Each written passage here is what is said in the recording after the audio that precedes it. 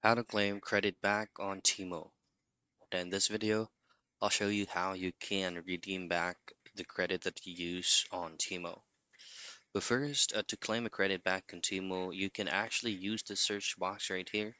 And by the way, if you're using the application or the web version, which is actually showing on your end right now, will actually be the same. Now you can try to use keywords such as claim credit, reimburse all, or free reward. Now, all the credits that you would like to use or even have it back into your balance must be on a return or refund basis. Just go into your account and then click on your orders, and then you will be redirected into your purchase history. Now, if you click on returns, these are all the actual process of your refund will actually show up. Check on status and what's currently ongoing or what specific stage on your refund is currently at right now.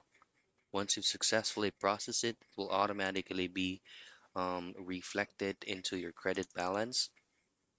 And take note that on that specific product you purchase using Timo Credit, you won't be able to switch or you won't be able to transfer it to an actual cash. That's it. That's how you claim credit back on Timo.